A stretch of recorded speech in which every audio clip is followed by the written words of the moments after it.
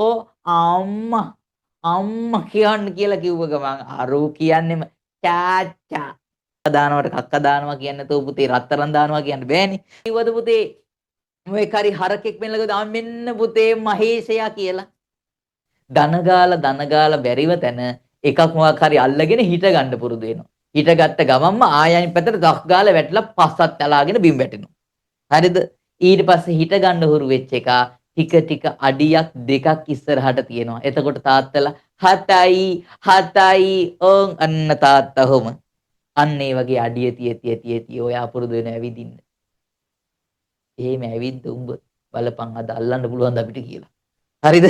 ඔන්න බලපන් අද ඇවිදින ප්‍රමාණය හිතා ගන්න බෑ. අද පීරියඩ් එකෙන් පීරියඩ් එකට ඇවිදිනවා. ඔන්න වැඩි. හරිද? එහෙමයි ඔයා ජීවිතේ හදාගත්තේ. ජීවිතේ ඇවිදින්න පුරුදුනේ එහෙම.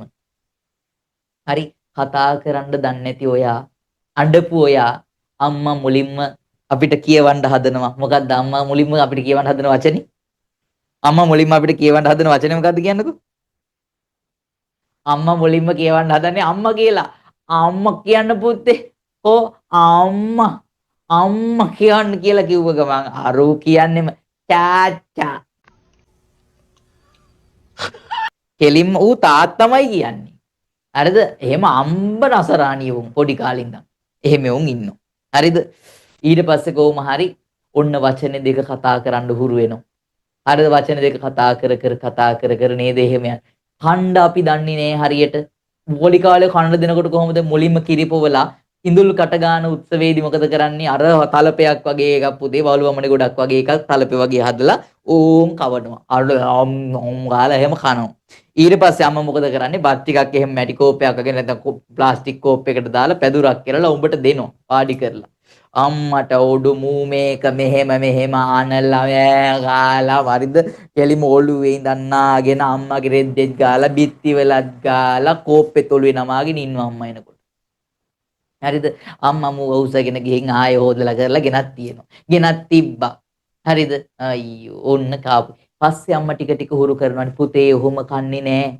අත් දෙකෙන් අනන්නේ එක අතින් අනාගෙන කන්න එක අතින් අනනවා. නෑ පුතේ ඔහොම නෙවෙයි මෙහෙම අනන්න අම්මා කියලා දෙනවා. හරිද? එහෙම අනාගෙන කන්න අම්මා අපිට කන්න කියලා දුන්නා. අපි එහෙමයි කන්න ඉගෙන ගත්තේ. එහෙම කන්න ඉගෙන ගත්ත උඹ දැන් ඉන්ටර්වල් එකේ බත් මුලක් සමූහ දූෂණය කරන එක හරිද? යාළුවොත් එක්ක එකතු වෙලා. හරිද? ඔන්න බලපන්. ඔන්න බලපන්. හරි නෑ කක්ක දාන්න. එහෙම කිව්වහම කැතයිද දන්නේ නැහැ. ඉතින් කක්ක දානවට කක්ක දානවා කියන්නේ තෝ පුතේ රත්තරන් දානවා කියන්න බෑනේ.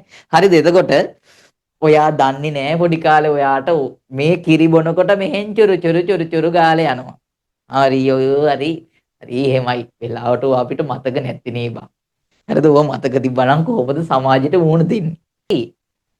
ඔයා පොඩි කාලේ ඉතින් දන පැදුරක වාඩි කරලාම එහෙම අම්මෝ කක්ක දාගෙන ඒක ගාගෙන හැම පැදුරෙත් ගාලා ඔළුවෙත් ගාගෙන කටේ ඒක කාලා එක්ක බිත්ති වලක් ගාලා හැම තැනම ගාලා ගඳේ වැරුව මූ ඉන්නවා.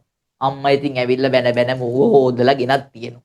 හරිද? එහෙම කරලා ගෙනත් තියෙනවා. හරි ඊට පස්සේ අම්මා පොඩි කාලේ අපිට පොටියක් ගෙනත් දෙනවා. කක්ක දාන්න පොටියක්. දන්නේ නැද්ද? ඔයාලා තිබිලා නැද්ද පොටි? අර තියෙන පොඩි උන්ට අස්සෙව වගේ හැඩේව ඒක කක්ක දාන්න ගෙනත් දෙන එක එක හැඩ. පස්සේ පොඩි එකාට වැඩේ අමතක වෙනවා අස්සෙව දෙන්න ගිහින්. ඒක තමයි වෙන්නේ ඕකේ. හරිද? පොටිය ගෙනත් දෙනවා. ඌ ඒ කියන්නේ ඒ අමාරුවේදී පොටිය වාඩි වෙන්න දැනගන්නවා. පොටිය හුරු කළාට පස්සේ පුතේ ටික ටික ඔන්න අම්මා මේ වගේ හැදුනහම මේකට තමයි යන්න ඕන කියලා මුලින්ම අපිට වැසිකිළිය පෙන්වනවා. ලැට් එකට යන හැටි පෙන්වනවා. අම්මා අපිට ලැට් එක පෙන්වුවාට පස්සේ මුලින්ම අපි වලට දාන්නේ නැහනේ. ගිහින් ලැට් පෝච්චිය ළඟට දාලා එනවා. හරිද? පස්සේ තමයි පුතේ අපිට අදාළ ලොකේෂන් එක බලලා වලට දාන්න හුරු කරන්නේ. හරි. මුල්ම කාලේ ඉතින් පුතේ දන්නේ නැහැ. ඉතින් අර එහෙම මේ ෆ්ලැට් පෝච්චේ කටා ගිස්සේ වගේ දාලා හරිද? එහෙම දාලා ඉතින් අරූල් ඉස්සන බෝට්ටු පදිනවා අරකේ. හරිද? එහෙම නැත්නම් අර කොමඩ් එකක් වාඩි කළා නම් එහෙම ඉවරයි පුතේ. කොමඩ් එක ඇස්සේ මෙහෙම හිර වෙලා අම්මේ කියලා කෑ ගහනවා. අරූ අස්සට වැටිලා කොමඩ් එකේ. ඒ වගේ වෙනවා. හරි දන්නේ නැහැ නේ මුල් කාලේ. පස්සේ අදාළ වල පෙන්ලා ලොකේෂන් එකට දාන්න හුරු කරනවා. අපි ඒ ලොකේෂන් එකට දානවා. හැබැයි අපි හොද ගන්න දන්නේ නැහැ. දාලා ඉවර වෙලා අම්මේ ඉවරයි. එතකොට අම්මා විල හොද. පස්සේ අම්මා අපිට හොද ගන්නත් කියලා දුන්නා. එහෙම හොදගත්ත ඔයා තමයි අද ඔයතන ඉන්නේ. දැන් අද හරි හෙට හරි මන්ද නේ. වැඩ ඉවර කරලා කියහන්කෝ අම්මේ ඉවරයි කියලා. හොඳ වයින් කුණු හarp දෙකක් කියයි වැඩි කියන එකක් නැහැ පුතේ. හරිද? අද රෑ බත් කනකොට අනාගෙන මෙහෙම අනාගෙන කාපන්කෝ. හෙට බත් නැති වෙයි. කමක් නැහැ පුතේ කරලා බලන්න. හරි? බත් හම්බුන්නේ නැහැ කියලා අපේ ගෙදර එහෙම වෙන්න එපා. හරි? ඇත්තට